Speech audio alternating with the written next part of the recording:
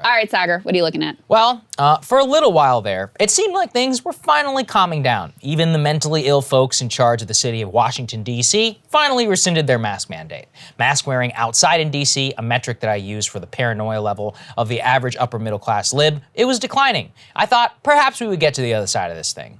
I, of course, should have known better because it was just 2 days later that the Omicron panic started. Omicron is in New York. Omicron is in California. Omicron and a guy who was triple vaxxed. Oh my God. That was the internal media diet for many of the people and predictably the science.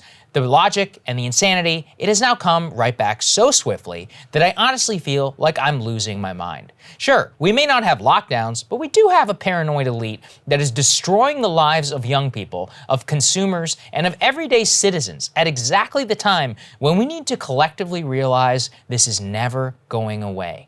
The chief offender is once again the state of California, which has preempted all local regulations and is instituting a statewide mask mandate indoors that applies not only to your business, but listen to this. In the case of Santa Cruz, California, requires, quote, masks must be worn in private settings, including your home, when non-household members are present. That is a real sentence that I just read from the order of Santa Cruz, California. And the worst part is what brought it back in the first place.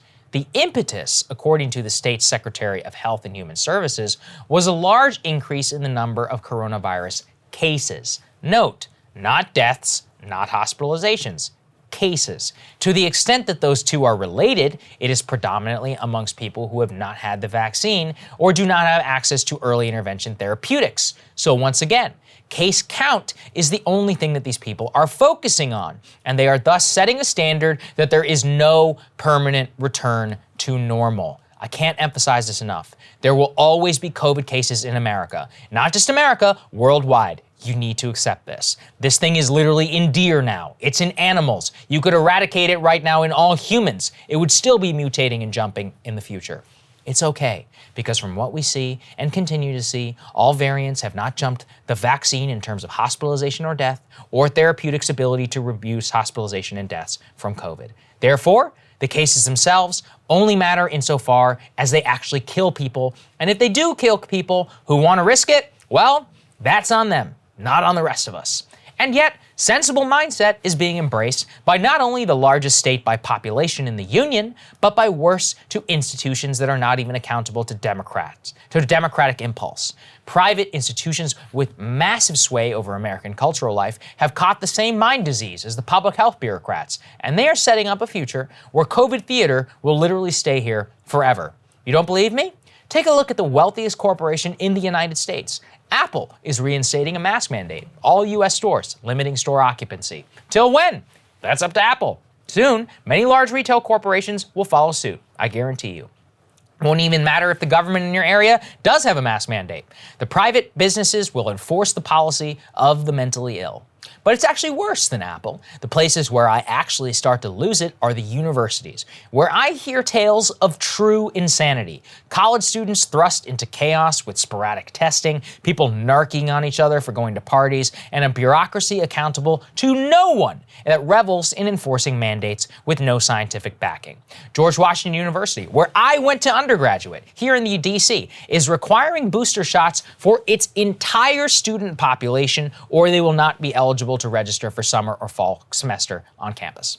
Zero consideration of whether they need one or not. Do they have COVID already on top of their vaccine? Doesn't matter.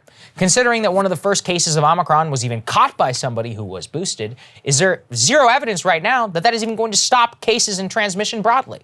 So once again, where does this end? GW is not the only offender. Take a look at Cornell, which is shutting down its entire campus and moving to a, quote, alert level red after rapid spread of COVID among students. Now, you know what Cornell doesn't mention in their cancellation?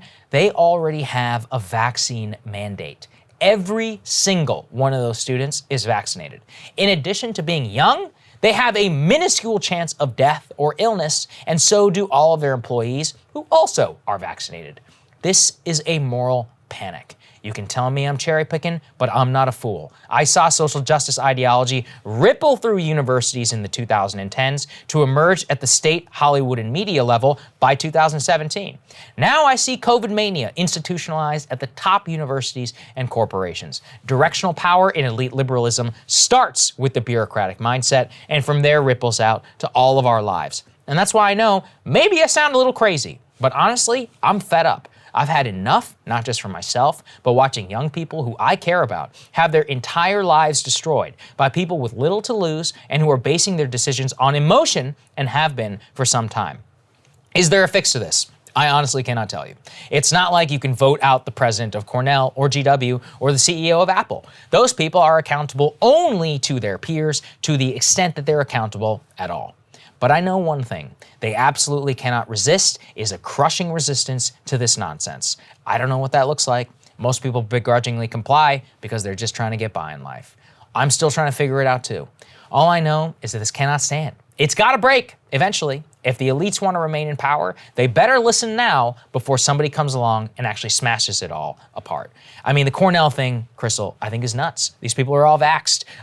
What are you supposed to do? I mean, you have kids. Like, I read a piece in the Atlantic. Hey guys, thanks so much for watching. That's right. Just as a reminder, you can become a premium subscriber today. Watch the full show completely uncut, our reactions to each other's monologues. You get to listen to it. You get to ask us questions, all that good stuff. Link is right there in the description or at breakingpoints.com. Best of all, great way to say screw you to the mainstream media.